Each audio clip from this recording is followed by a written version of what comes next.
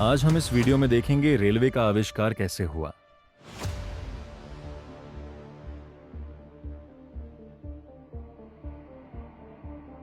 दुनिया को रेलवे का साधन कैसे मिला।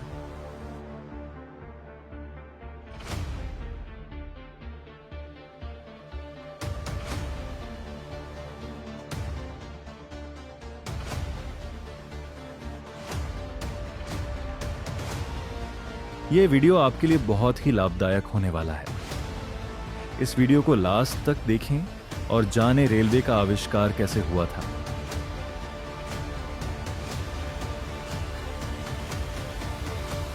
अठारहवीं सदी के आखिर में जब यूरोप में औद्योगिक क्रांति की शुरुआत हुई तो दुनिया बदल रही थी, लेकिन एक बड़ी समस्या अब भी सामने खड़ी थी। उत्पादन तेज हो चुका था, पर परिवहन धीमा था। कोयले की खदानों से निकला ईंधन कारखानों तक पहुंचाने में दिन लग जाते थे। सड़कों पर कीचड़, ऊबड़ खाबड़ रास्ते और थकते हुए घोड़े औद्योगिक प्रगति की रफ्तार को रोक रहे थे। इंग्लैंड की खदानों में व्यापारी और इंजीनियर सोच रहे थे कि अगर सामान को तेजी से और भारी मात्रा में ले जाने का कोई साधन मिल जाए तो उद्योग कई गुना बढ़ सकता है। इसी जरूरत ने रेल के विचार को जन्म दिया। शुरुआत में लकड़ी और फिर लोहे की पटरियों पर घोड़ों से खींची जाने वाली गाड़ियां चलती थीं। इन्हें वैगनवे कहा जाता था। इससे घर्षण कम होता था और एक घोड़ा ज्यादा वजन खींच सकता था। लेकिन यह समाधान अस्थायी था, क्योंकि उद्योग को और ज्यादा शक्ति चाहिए थी। उसी समय भाप इंजन का विकास हो रहा था।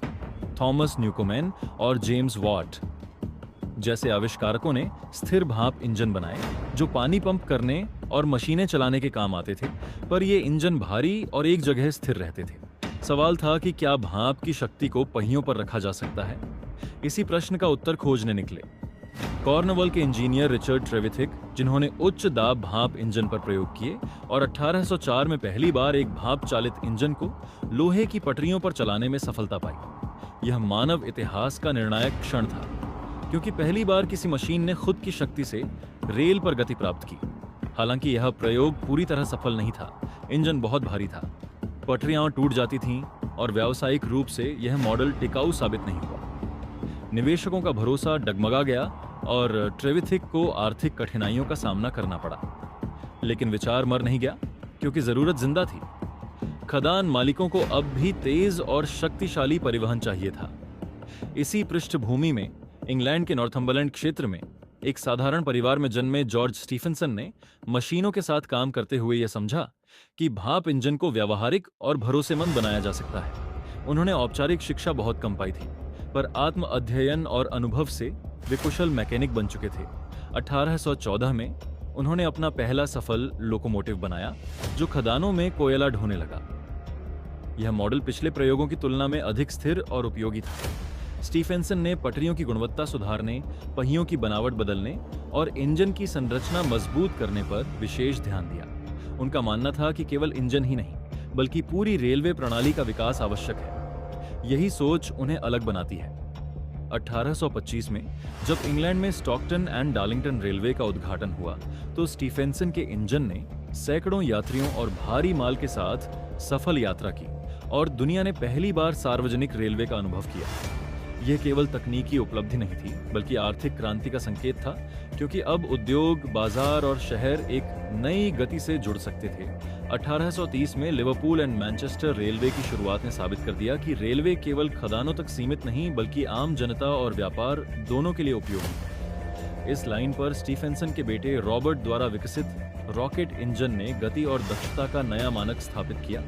अब यह स्पष्ट हो गया कि रेल परिवहन भविष्य है। ट्रेन के आविष्कार के पीछे केवल तकनीकी जिज्ञासा नहीं, बल्कि आर्थिक आवश्यकता, औद्योगिक दबाव और सामाजिक परिवर्तन की मांग थी। उद्योगों को सस्ता और तेज परिवहन चाहिए था, व्यापारियों को दूर दराज के बाजारों तक पहुंच बनानी थी, सरकारों को प्रशासनिक नियंत्रण मजबूत करना था और लोगों को सुरक्षित तथा अपेक्षाकृत तेज यात्रा का साधन चाहिए था। रेल ने इन सभी जरूरतों को एक साथ पूरा किया। जैसे जैसे रेलवे नेटवर्क फैलता गया, समय की अवधारणा भी बदल गई। अलग अलग शहरों के स्थानीय समय को समन्वित करने के लिए मानक समय की आवश्यकता पड़ी और पहली बार व्यापक स्तर पर समय प्रबंधन की प्रणाली विकसित हुई। रेल ने न केवल अर्थव्यवस्था बल्कि समाज की संरचना बदल दी। लोग नौकरी के लिए दूर शहरों में जाने लगे। ग्रामीण क्षेत्रों से शहरीकरण तेज हुआ, अखबार और डाक तेजी से पहुंचने लगे। सैन्य दृष्टि से भी रेल ने सेनाओं की आवाजाही आसान बना दी। ब्रिटिश साम्राज्य ने अपने उपनिवेशों में रेलवे का विस्तार प्रशासनिक और आर्थिक नियंत्रण के लिए किया। भारत में 1853 में मुंबई से ठाणे तक पहली ट्रेन चली और धीरे धीरे विशाल नेटवर्क बना, जिसने देश के विभिन्न हिस्सों को जोड़ा। समय के साथ भाप इंजन से डीजल और फिर इलेक्ट्रिक इंजनों का विकास हुआ, क्योंकि तकनीक आगे बढ़ती रही और दक्षता की मांग बढ़ती गई, लेकिन मूल विचार वही रहा। ऊर्जा को नियंत्रित कर उसे पहियों के माध्यम से गति में बदलना और उस गति को पटरियों के सहारे सुरक्षित दिशा देना। ट्रेन का आविष्कार इसलिए हुआ क्योंकि समाज को गति चाहिए थी, उद्योग को विस्तार चाहिए था और मानव स्वभाव को सीमाओं को तोड़ना पसंद है। यह आविष्कार किसी एक क्षण का चमत्कार नहीं, बल्कि दशकों के प्रयोग, असफलताओं और सुधारों का परिणाम था। ट्रेविथिक की शुरुआती कोशिशों ने रास्ता दिखाया, स्टीफेंसन ने उसे व्यावहारिक रूप दिया और बाद की पीढ़ियों ने उसे परिष्कृत। रेल ने वैश्विक अर्थव्यवस्था को जोड़ा, महाद्वीपों के भीतर विशाल नेटवर्क बनाए और आधुनिक दुनिया की नींव को मजबूत किया।